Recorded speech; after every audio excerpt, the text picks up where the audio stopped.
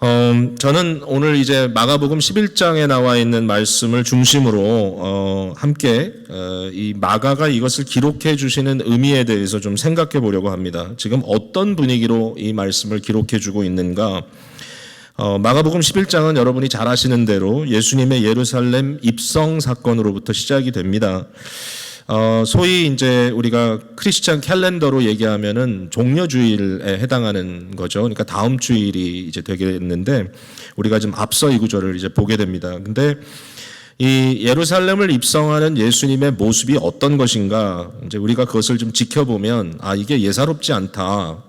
물론 이제 마가복음 11장 사건이 있기 전에 이미 예수님께서는 예루살렘에 몇 번 왔다 갔다 하셨다고 우리가 이해할 수 있습니다. 요한복음의 기록에 의하면 예수님께서 여러 번 갈릴리에서 예루살렘을 왔다 갔다 하셨던 걸 볼 수 있는데, 그러나 마가복음 11장부터 나타나는 것은 이제 예수님의 그 마지막 한 주간의 사역입니다. 그러니까 예수님께서 이와 같이 예루살렘에 입성하는 이 종려주일 사건이 있고 나서 그 다음에 이 예루살렘의 여러 그 지도자들과 함께 종교 지도자들과 함께 상당한 이 싸움이 벌어지는 일종의 전쟁이 벌어지는 그 내용이 쭉 진행이 되다가 이제 여러분이 너무나 잘 아시는 대로 예수님께서 십자가에 달려 돌아가시고 그가 장사되었다가 다시 부활하는 사건으로 이렇게 일주일의 사건이 연결되는 것 여러분 아실 겁니다. 그러니까 마가복음 11장에 시작되는 이 주간은 그냥 다른 주간과는 좀 의미가 다른, 그러니까 구원 역사 속에서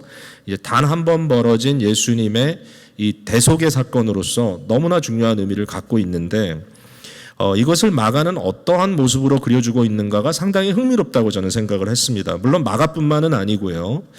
마태나 누가도 비슷한 의미를 좀 담고 있다는 걸 발견하게 됐는데, 특별히 마가복음을 가지고도 우리가 충분히 이 내용을 이야기할 수 있다고 생각이 돼요. 그건 뭐냐면 여기에 예수님께서는 그냥 그 일반인의 모습으로 나타나시는 것이 아니라 말 그대로 왕으로 또는 장수로 나타나셔서 아주 대단한 전쟁을 이끌고 계신다. 이제 우리가 이렇게 좀 이해를 할 수 있다고 생각이 됩니다.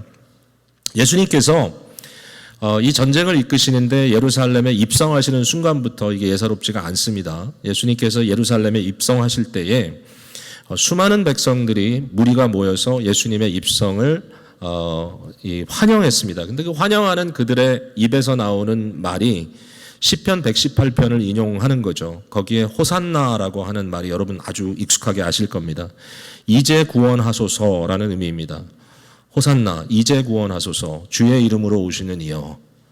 그러니까 지금 예수 그리스도의 이 입장이 이 예루살렘으로 들어오시는 이것이 그냥 평범한 그러한 이런 진군이 아니라 여기에 이제 구원을 이루시기 위한 이제 큰 어떤 전쟁과 같은 사건이 벌어지는, 그것을 이제 엔티시페이트하고 있는 거죠. 여러분이 잘 아시지만 이때의 군중들은 이 종려나무 가지를 흔들었습니다. 이게 종려나무 가지로 이해되기도 하고 또 월계수로 이해되기도 합니다. 사실 그 당시에 이제 비슷한 나무의 과고 사실상 같은 의미를 가지고 있는데요.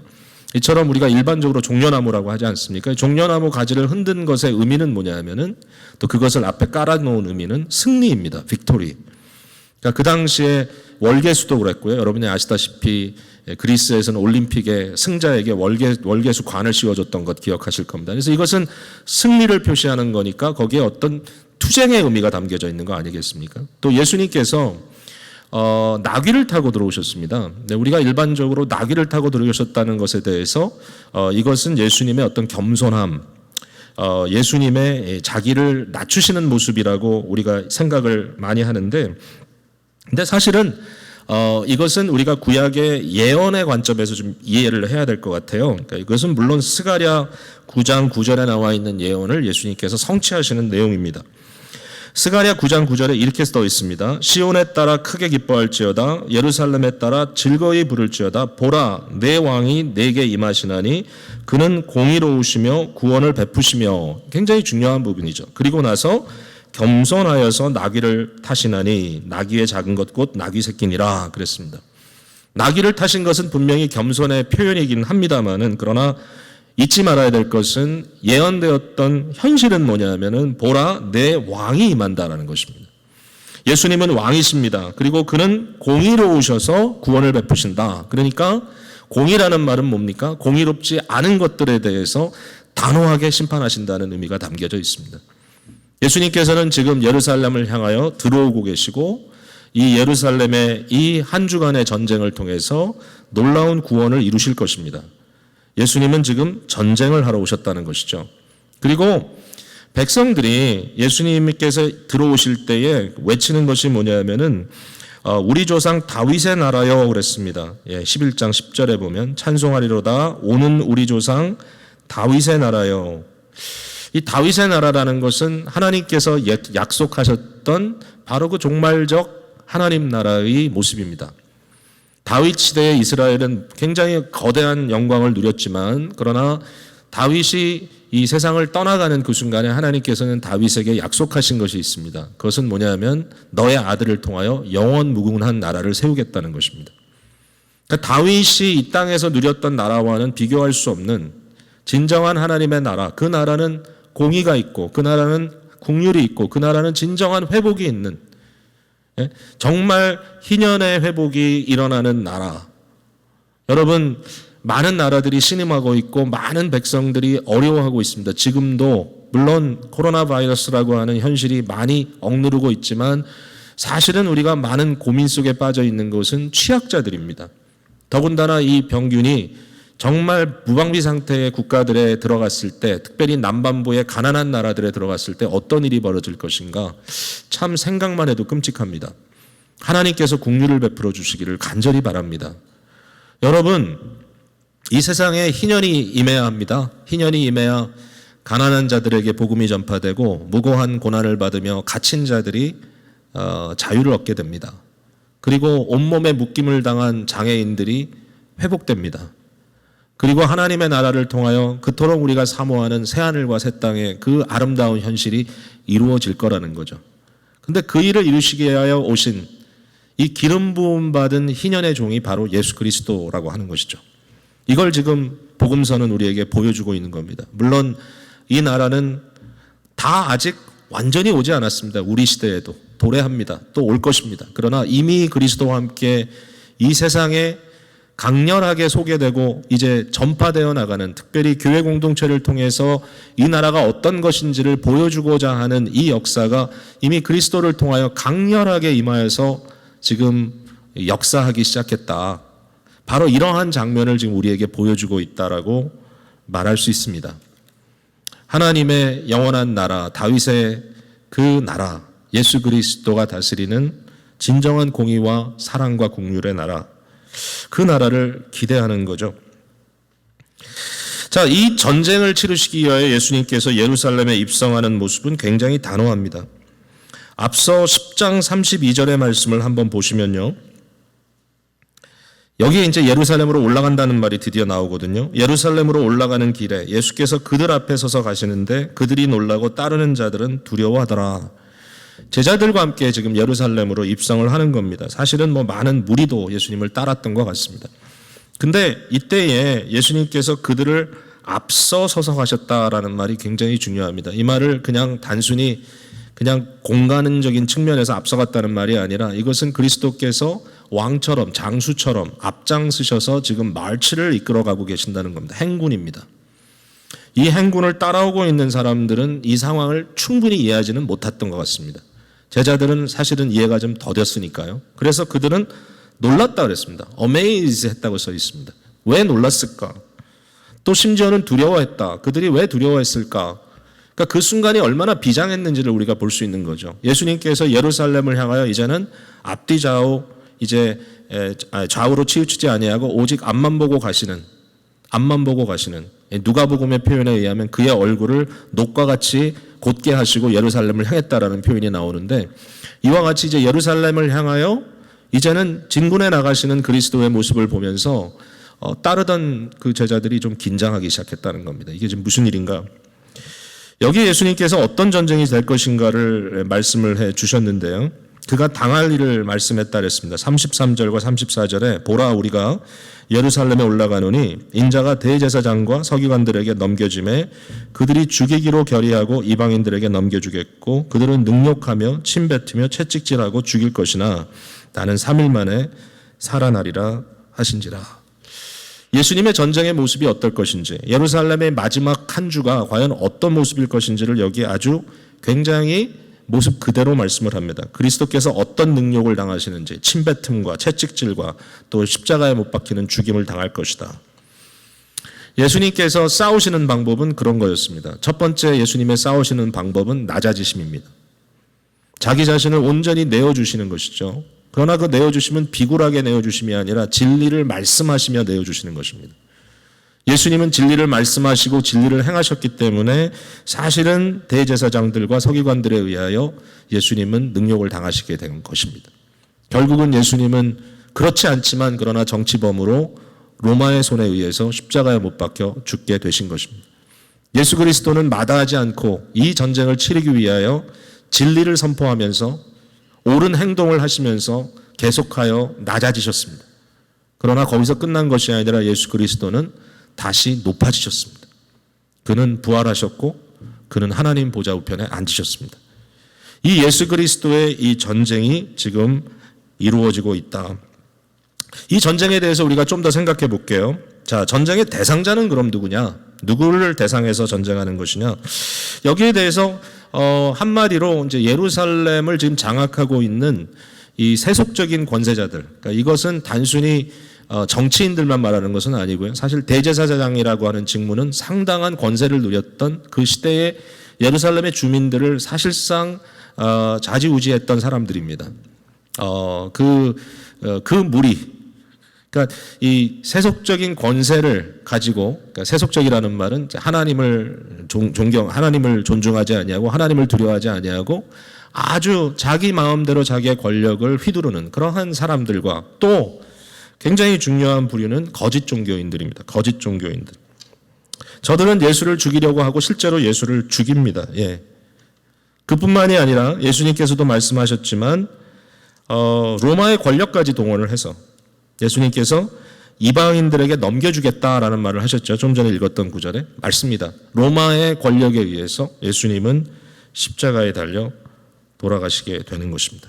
근데 이러한 권력자들, 이러한 자들을 향하여 예수님은 그의 입술을 통하여 진리를 증거하시고 그들에게 공의를 선포하시고 그들의 죄를 지적하시고 그들의 무례함과 그들의 악함을 여지없이 주님께서는 드러내 주시는 거죠.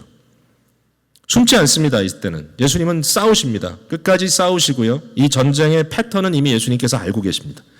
그러니까 이 상황 속에서 그들에게 과연 그들이 지금 주도하고 있는 이 체제가, 이 시스템이 어떻게 될 것인지를 주님께서는 굉장히 강하게 여기에 시사하고 계시는 겁니다. 결국은 무너질 거라는 것입니다. 무너질 것이다. 여러분, 예루살렘의 멸망을 예언했던 구약의 여러 선지자들을 기억하실 것입니다. 예루살렘이 왜 느부갓네살 왕에 의해서 무너졌습니까? 이는 저들이 하나님의 언약을 저버렸기 때문입니다. 이 언약을 저버리는 일에 대하여 선지자들은 목숨을 내놓고 그것이 옳지 않음을 선포했습니다. 그리고 하나님의 진리의 말씀을, 계시의 말씀을 선포했습니다. 조금도 뒷걸음치지 않고. 이사야가 그렇게 했습니다. 예레미야가 그렇게 했습니다. 수많은 주의 선지자들이 바로 이 전통에 서 있습니다. 예루살렘을 향하여, 다른 사람이 아닌 하나님의 백성이라고 일컬음을 받았던 그들을 향하여, 그 거짓된 종교 집단을 향하여 뒤로 물러서지 아니하고 그들을 향하여 전쟁을 선포하고 그들을 향하여 전쟁을 했던 바로 이러한 내용이 선지자들의 말씀입니다. 우리가 지난 금요일에도 묵상했던 이사야 1장에 나와 있는 모습을 보면 하나님께서 예루살렘 이 종교 공동체를 너무너무 싫어하셨습니다. 이해가 안 될 겁니다. 그 당시 사람들은 아니 왜 우리는 바로 그 여호와 하나님을 예배하고 있고 그 여호와 하나님께 제사를 드리고 있고 그 여호와 하나님의 이름을 부르고 있는데 우리는 그분께 기도하고 있는데 왜 하나님이 우리에게 뭐라 하신단 말인가? 이사야를 통해서 너무나 분명하게 말씀하시는 겁니다. 나는 너의 제사를 싫어한다. 나는 너희가 성회로 모이는 것을 아주 경멸한다. 나는 너희가 손들어 기도할 때 너희 손에 피밖에는 보이는 것이 없다. 피는 죄와 또 무고한 피를 흘렸던 아주 그 잘못된 행위들을 의미하는 거죠. 저들은 힘들고 어려운 자들을 압제하고 그들이 마땅히 해야 할 일을 하지 않고 자신의 이권을 위해서 그들은 너무나 아주 자기중심적으로 자기 우상을 세워나가며 살아갔던 자들이라고 하는 것을 말씀하시죠. 물론 그들에게 회개를 촉구합니다. 오라 우리가 변론하자. 너희 죄가 주홍 같을지라도 희어지겠다라고 주님께서 말씀하시지만, 그러나 궁극적으로 이사야서가 말씀하는 것은 예루살렘의 패망입니다. 그리고 그 이후에 다시 회복될 새로운 예루살렘에 대해서 예언했던 것이죠. 여러분 너무나 잘 아시는 예레미야도 이러한 예언을 했기 때문에 결국은 심각하게 핍박을 당하다가 죽임을 당했던 것을 기억하실 것입니다. 예수님은 이 장면에서 그와 같은 선지적 전통을 계속 이어가시고 계시기는 하는데, 그럼 예수님은 단순히 여러 선지자 중에 한 명일 뿐인가? 그렇지가 않은 겁니다. 놀라운 것은 뭐냐면 여러분이 잘 아시는 포도원의 비유 12장 1절부터 나오는 그 비유에 대한 얘기인데, 포도원의 주인은 그 포도원의 농부들에게 그 당연히 받아야 될 것을 받기 위하여 사람을 보내지 않습니까? 근데 그 농부들은 너무나 악합니다. 이 포도원은 물론 유다와 예루살렘을 의미하죠. 근데 그 농부들은 바로 지금 말씀드렸던 이런 악한 거짓 종교자들입니다. 그리고 권력자들입니다. 그들은 잘못된 길을 가고 있습니다. 그리고 여기에 대해서 주인이 추궁할 때 주인이 보냈던 사람들을 능욕하고 그 사람들을 아주 때리고 상하게 만드는 것이죠. 바로 이게 선지자들에 대한 얘기입니다. 선지자를 보냈지만 저들이 듣지 않잖아요. 그런데 12장 6절에 보면 이제 한 사람이 남았으니 곧 그가 사랑하는 아들이라 최후로 이를 보내며 이르시되 내 아들은 존대하리라.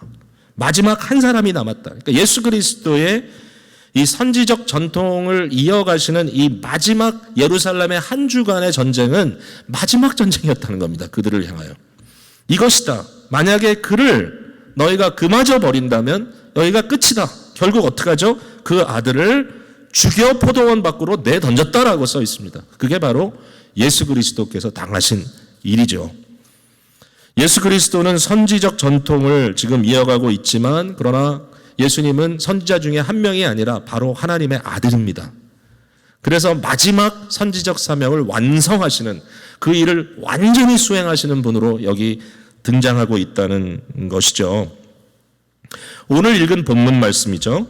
마가복음 11장 12절부터 25절까지 내용을 보면 앞과 뒤에 무화과 나무가 여기 등장을 합니다. 이게 제일 중요한 이제 주제죠. 앞에서 붙들고 뒤에서 붙들고 이렇게 쭉 붙들고 있는 지금 이슈가 무화과 나무인데요.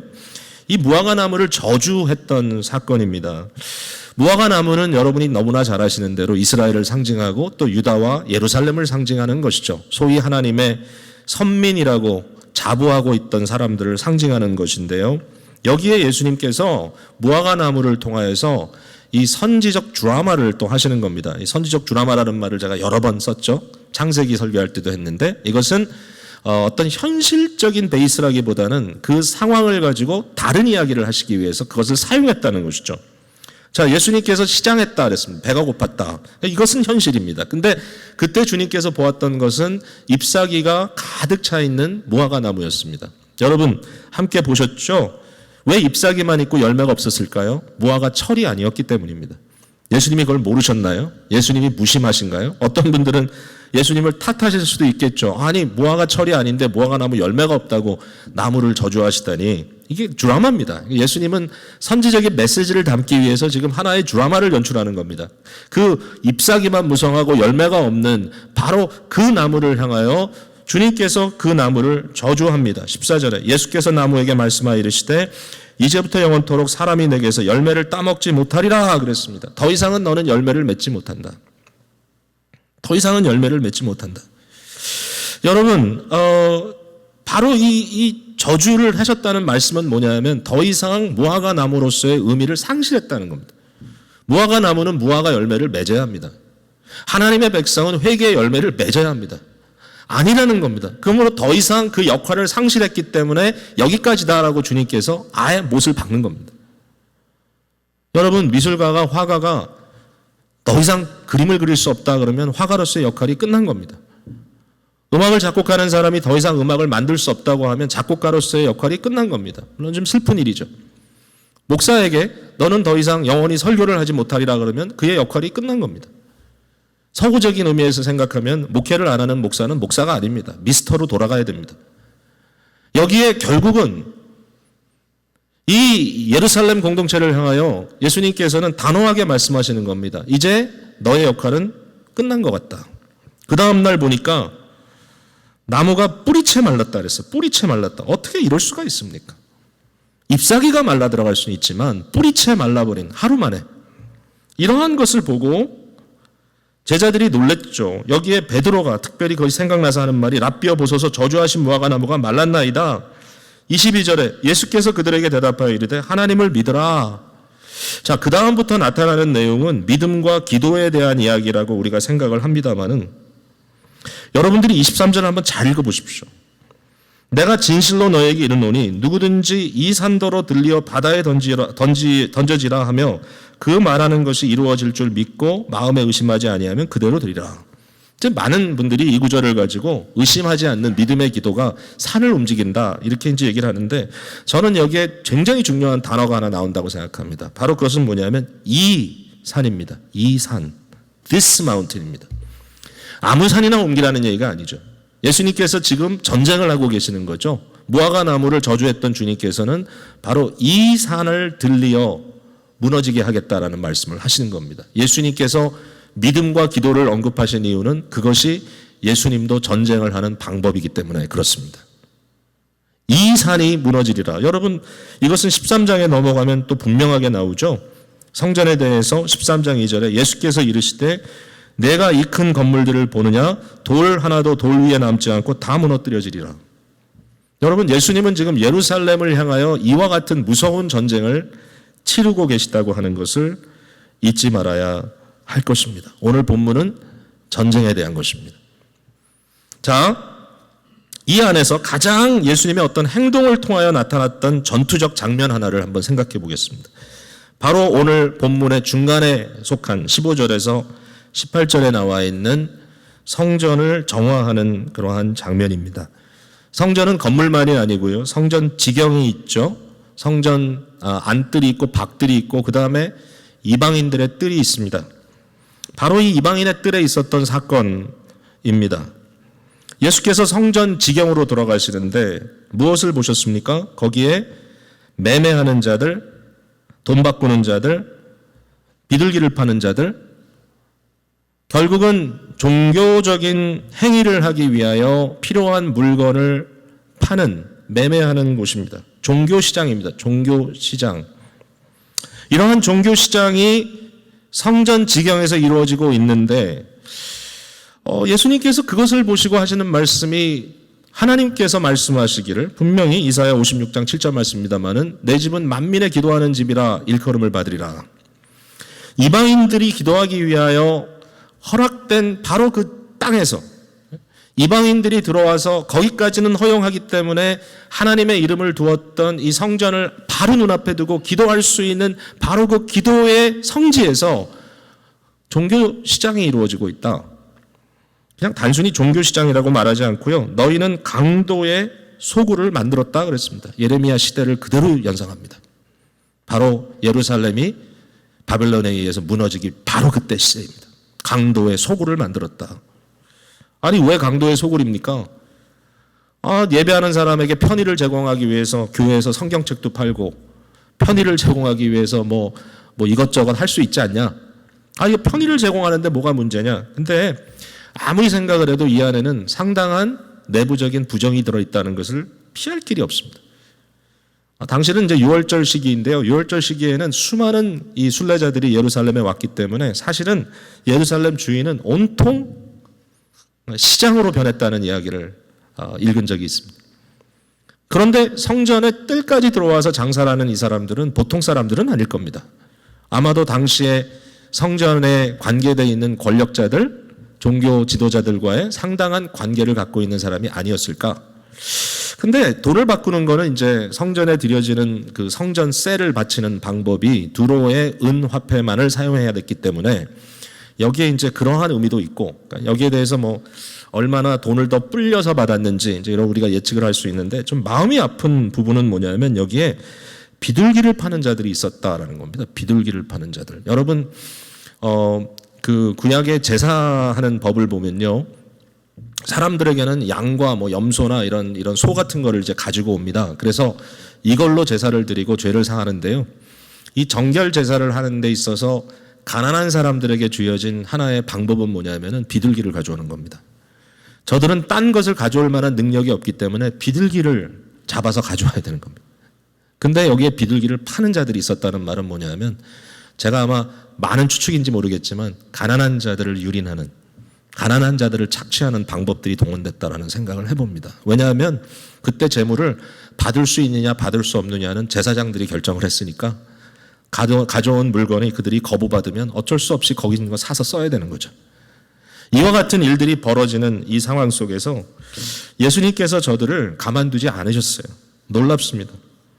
예수께서 매매하는 자들을 내쫓았고요, 돈 바꾸는 자들, 비둘기 파는 자들의 의자를 둘러 엎으시고요, 아무나 물건을 가지고 성전 안으로 지나다님을 주님께서 허락지 않으셨습니다. 나중에 보면 대제사장들이 예수님께 나와서 도대체 너는 무슨 권세를 가지고 이렇게 하느냐, 예수님께서 사실상 답을 안 하시죠. 왜냐하면 암만 얘기를 해도 그들이 이해하지 못할 거니까. 야, 참 놀라운 일입니다. 이것도 역시 그러나 구약의 성취입니다. 말라기 3장 12절에 1절과 2절에 너희가 구하는 바 주가 갑자기 그의 성전에 임하시리니 곧 너희가 사모하는 바 언약의 사자가 임하실 것이라. 그가 임하는 날을 누가 능히 당하며 그가 나타나는 때에 누가 능히 서리요. 호련히 성전에 나타나신 바로 그분, 주님, 주인 되시는 그분께서 놀라운 전쟁을 하셨다는 말씀입니다.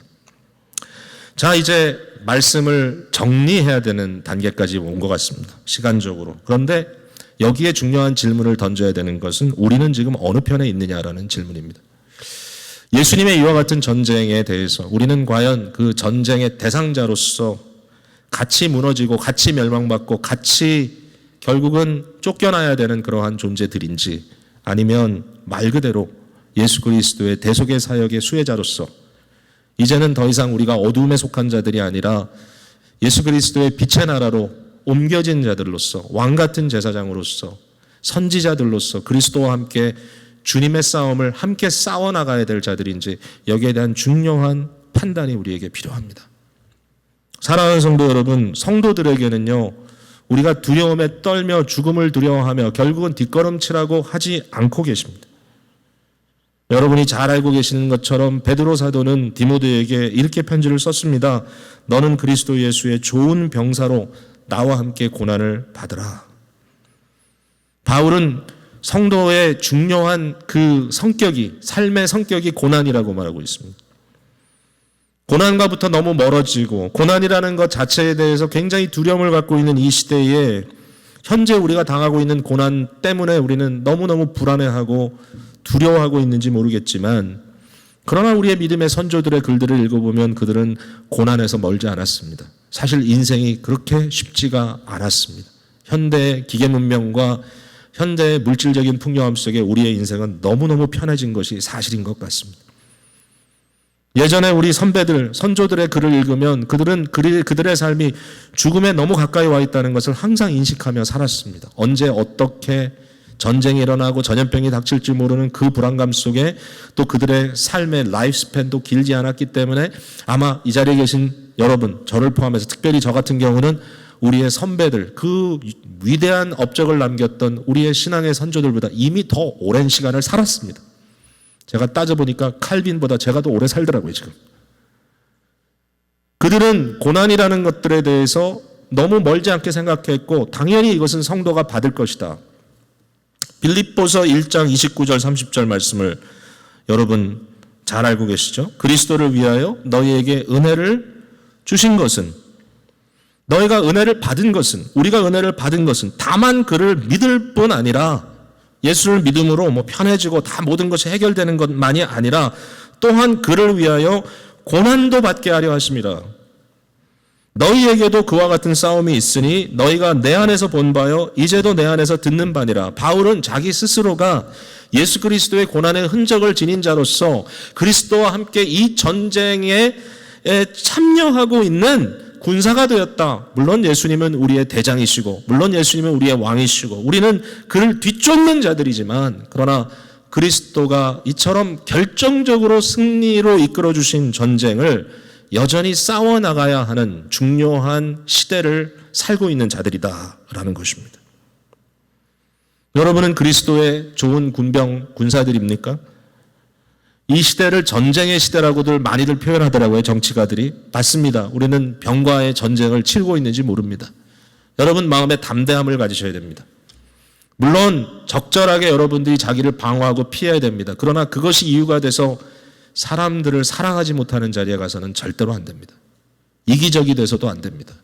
이 순간에는 우리의 마음을 열고 더욱더 우리를 부르신 그리스도의 말씀의 의미가 무엇인지를 생각해 봐야 되는데 이 전쟁은 무슨 전쟁입니까? 희년을 선포하는 전쟁입니다. 세상 권력의 잔혹함, 힘의 논리대로 약자를 착취하고 유린하는 비겁함, 거짓 종교로 진리를 흐리게 하고 경건을 이익의 재료로 삼고 있는 모든 사악함으로부터 예수 그리스도의 말씀, 나는 길이요 진리요 생명이니 오직 그리스도만이 참된 길이 된 것을 선포함으로 다시 한번 영적인 본질 속으로 회복하는 운동을 일으키는 것입니다. 이 시대는 그런 시대가 된 것 같습니다. 저는 기대합니다. 아마도 이 상황이 끝나게 되면 끝나는 과정에서 상당히 많은 사람들의 영혼들이 추수되는 역사가 있을 것이다. 많은 사람들이 복음으로 돌아오고 많은 사람들이 하나님을 다시 한번 새롭게 인정하고 예수 그리스도 안에서 복음에 입문하는 일들이 이루어질 거라고 생각합니다. 그 일에 저와 여러분은 이미 부름받은 자들입니다. 이 자리에 계신 여러분들은 그 싸움을 싸우고 계신 분들이고 이렇게 그리스도의 대속사역을 통해서 구원받은 우리들에게 이젠 더 이상 어떤 죽음과 고난에 대한 두려움보다는 그것은 주님께 맡기고 당장 우리에게 주신 싸움을 싸우겠다고 하는 영적인 각오를 가지고 나아가야 된다는 것이죠. 여러분 힘을 얻으시기 바랍니다. 예루살렘에서 전쟁을 예수님께서는 치르셨고요. 그 예루살렘에서 결국은 부활의 증거까지 이루어내셨습니다. 근데 예수님께서는 그의 제자들과 사도 삼으신 자들에게 예루살렘으로 끝나는 것은 아니었습니다. 예루살렘에 결국 예수 그리스도의 승천과 함께 성령의 강림이 임하셨습니다. 그리고 증거 공동체, 예루살렘 증거 공동체가 이루어졌습니다. 그러나 여러분이 너무나 잘 아는 스데반의 핍박과 함께 이미 그리스도께서 예언하신 대로 너희는 권능을 받고 오직 예루살렘과 온 유다와 사마리아와 땅 끝까지 이르러 내 증인이 되리라. 이 전쟁은 이제 예루살렘으로 끝나는 전쟁이 아닙니다. 이제는 이 전쟁은 땅 끝까지 나가는 전쟁입니다.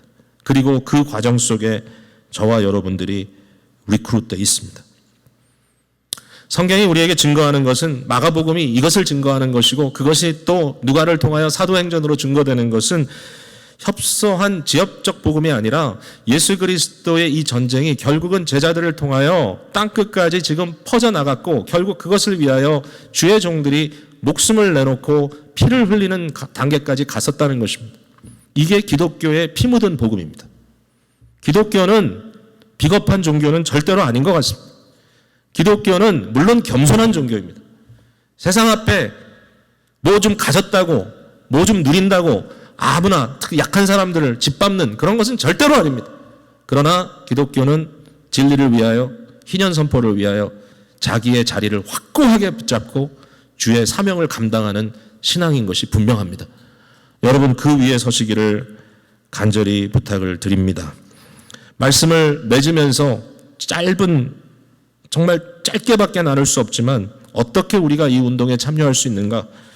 우리가 과연 싸운다는 것은 어떤 모습으로 싸우는 것인가? 말씀을 통해서 몇 가지만 힌트를 제가 좀 드린다면 제가 다 말씀드릴 수는 없고요. 여기 적어도 4가지의 원리가 등장을 하는 것 같아요. 특별히 10장에 예수님께서 섬김의 원리를 얘기하십니다. 섬김의 원리. 10장 44절부터 볼게요. 너희 중에 누구든지 으뜸이 되고자 하는 자는 모든 사람의 종이 되어야 하리라. 인자가 온 것은 섬김을 받으려 함이 아니라 도리어 섬기려 하고 자기 목숨을 많은 사람의 대속물로 주려 함이라. 그러니까 우리가 그리스도의 이름으로 할 수 있는 것은 섬김인데 섬김이 힘들고 어렵다고 생각하는 분들이 참 많죠. 또 그렇습니다. 섬김은 어렵습니다. 그러나 사역자의 마음을 가질 때 우리는 기쁨으로 감당할 수 있습니다. 사역자의 마음이 없는 시빌리안의 마음을 갖고 있는 사람들은 쉽게 포기합니다. 그리고 자기의 필요를 위해서 섬김을 포기할 때가 많죠. 그러나 주의 종들, 주님의 이름으로 부름받은 자들은 섬김의 자리에서 뒷걸음치지 않습니다. 왜냐하면 그것이 우리의 정체성이기 때문입니다. 섬김의 원리. 두 번째는 뭡니까? 증인의 원리입니다. 증인. 우리는 보고 들은 것을 나누는 겁니다. 그 다음에 바디메오의 사건이 나오는데요. 10장 마지막 부분에 저는 바디메오라는 사람의 사건에 제일 감동이 되는 부분은 그가 너무나 중요한 시기에 눈을 떴다는 것이고 예수님께서 그의 눈을 떴을 때 그가 곧 보게 되어 그 다음에 뭐 했습니까? 예수를 길에서 따르니라. 그 다음에 뭐가 나오죠? 바로 예루살렘 입성 사건입니다. 저는 바디메오라는 사람의 이름이 남아있는 것은 그는 초대교회 유명인이었다고 생각합니다. 그는 위대한 신앙인이 되었고 그 위대한 신앙인 증거자가 된 이유는 그가 눈을 떠서 눈을 감았던 그가 눈을 떠서 예수님의 이 대속의 한 주간을 직접 목격하고 아마도 그리스도의 부활 목격자 중에 하나가 아니었을까? 여러분 우리는 모르는 걸 증거할 수 없습니다. 누구에게 전도는 어떻게 합니까? 여러분 전도를 어떻게 합니까 도대체? 전도를 못하지요. 내가 예수 그리스도를 만난 경험이 없으면 어떻게 전도를 합니까? 예수 그리스도 때문에 내가 변화된 체험이 없으면 어떻게 전도를 합니까? 예수 그리스도 때문에 두렵고 어두움에 쌓여있던 우리가 정말 주님의 은혜 가운데 용기를 얻고 세상을 향하여 정말 도전적인 삶을 사는 사람으로 바뀌어지지 않았다면 어떻게 전도를 합니까? 우리가 전도할 수 있는 방법은 주께서 내게 해주신 것을 전하는 방법밖에 없습니다. 이게 증거의 원리입니다. 세 번째는 기도의 원리입니다. 기도의 원리. 예수님께서 기도에 대한 말씀을 오늘 많이 하셨습니다. 예수님도 기도하셨습니다.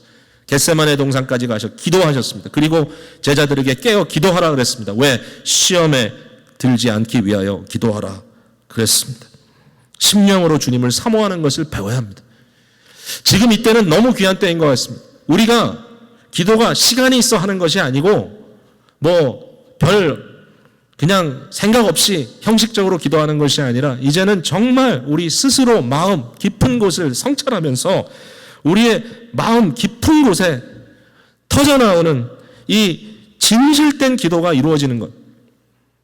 장로님 한 분이 지난주에 전화를 주셔가지고 지금은 요나가 물고기 뱃속에 있는 것 같다 이렇게 자기 상황을 설명하면서 물고기 뱃속에 있는 요나는 자기가 가고 싶은 대로 갈 수 없지만 오직 가는 대로 끌려갈 수밖에 없지만 뱃속에서 할 수 있는 유일한 한 가지는 기도하는 것밖에 없다. 맞습니다. 그런데 기도는 영적 호흡이고 기도는 생명이고 기도는 신앙의 본질이고 기도는 삶의 찬 능력이고 기도는 나의 영혼의 생수를 내는 것이기 때문에 성도들은 기도를 통하여 싸울 수밖에 없습니다. 여러분 기도를 가지고 코로나와 싸우시기 바랍니다. 기도를 가지고 우리 교회를 위해서 싸우시기 바랍니다. 기도를 위해서 싸워나가시기 바랍니다. 기도를 통해서. 마지막 한 가지는 용서 공동체의 원리입니다. 느닷없이 오늘 본문 마지막에는 용서에 대한 얘기를 합니다. 너희가 서서 기도할 때 아무에게나 혐의가 있거든 용서하라. 이 말씀은 주님 가르친 기도를 통하여 잘 알려진 내용이고 결국 이것이 교회의 본질적인 모습입니다. 바울 사도는 용서받았습니다. 초대교회의 많은 사람들은 핍박자들은 용서받았습니다. 그들의 가슴이 찔려 내가 어찌할꼬 할 때 그들은 회개하고 교회 공동체의 일원이 되었습니다. 교회는 용서가 이루어지는 사랑의 공동체입니다. 제자들이 어떻게 제자인 것을 아느냐? 세상이 물어볼 때 예수님께서는 한마디 하셨습니다. 세상은 너희가 나의 제자인 것을 알리라. 너희가 서로 사랑함으로. 우리가 함께 모일 수 없어서 공동체에 대한 의미가 조금 더 심각해진 시대입니다. 근데 여러분 우리가 공동체를 너무 쉽게 생각하지 않았나요? 보고 싶은 사람 교회에 있다고 교회 나오지 않았던 것. 1부 예배 피해서 3부 가고 3부 예배 피해서 1부 가고 아니면 그것도 다 싫어서 영어 예배 가고 그저 서로 피해서 소그룹 가기도 싫고 전도회도 가기 싫고 선교회도 가기 싫고 이런 식으로 우리의 마음이 너무나 강박하고 사람에 대해서 조금 더 리스크를 안 하려고 하는 그리고 상처받는 데 대한 두려움 때문에 서로 고슴도치처럼 살아왔던 우리의 삶에 오늘 주님께서는 무엇을 말씀하고 계십니까? 여러분 저는 아마 여러분도 그러실 겁니다. 공동체가 너무 그립습니다.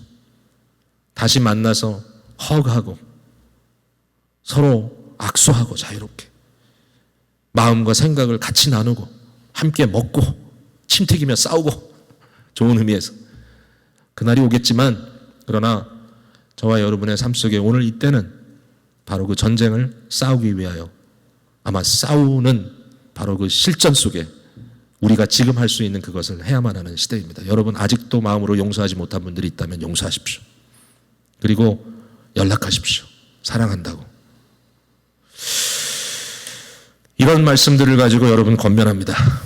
예루살렘의 전쟁, 예루살렘을 향한 전쟁, 우리가 세상을 향하여 어둠을 향하여 싸워야 할 우리의 전쟁이기도 합니다. 그런데 우리는 전쟁의 주체는 아닙니다. 예수님이 싸우는 전쟁입니다. 이 전쟁을 통하여 저와 여러분이 더욱더 굳세고 담대하게 주님의 제자들로서 잘 세워질 수 있기를 주님의 이름으로 축복을 드립니다. 기도하겠습니다.